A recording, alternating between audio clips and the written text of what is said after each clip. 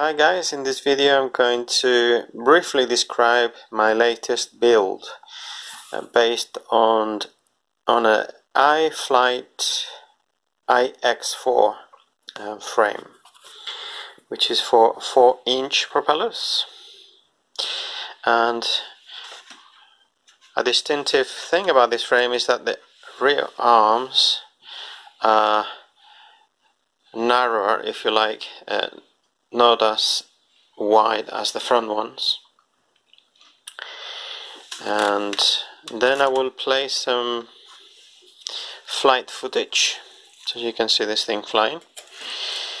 I opted to put the battery on top because I like landing on pads, and it flies just great.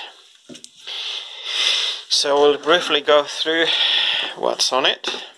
We have the popular Racerstar's BR1407's 3500K motors, cheap and cheerful, with the DAL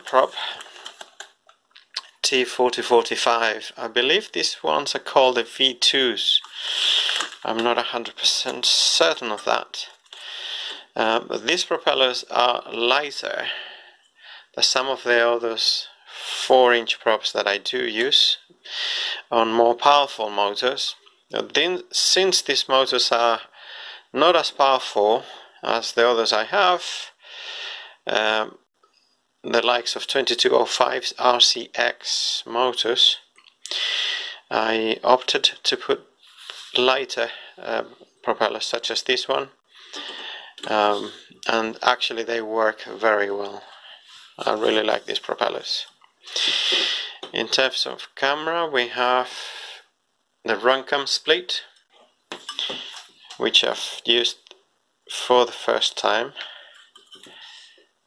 and I'm very pleased with it, both in terms of performance as an FPV camera and also as a high definition 1080p recording. The picture quality is good enough for me. And then in there we have at the bottom the 4-in-1 flight controller, which is the Racerstar F3S. Most of this gear is all from Banggood, except the frame, which came from AliExpress, the props from Surreal Zone.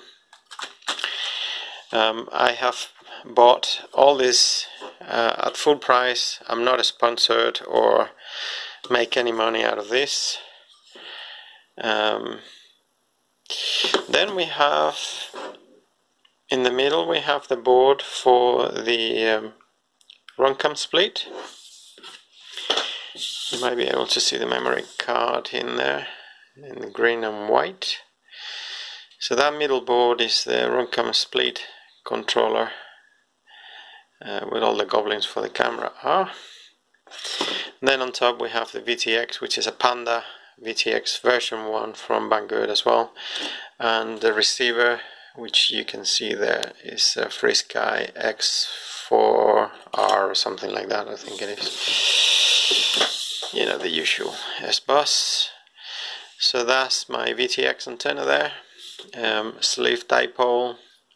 They work very well. I'm into these sleeve dipoles lately. They are lighter and less prone to damage than the usual circular polarized.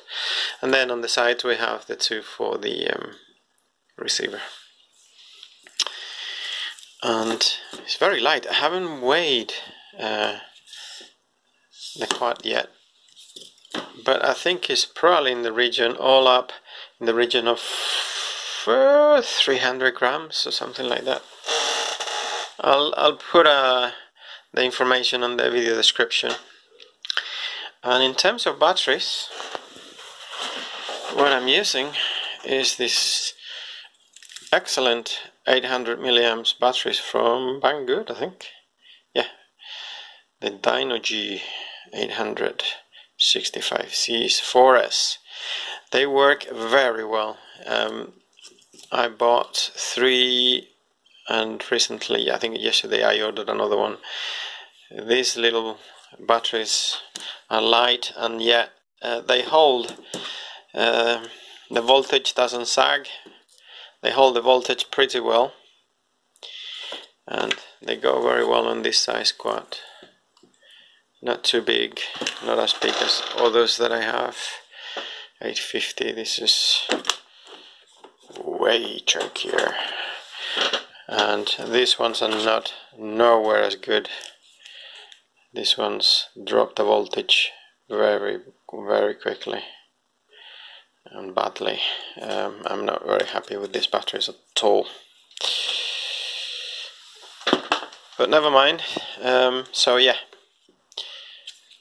this is pretty much what I put in this quad, and it flies.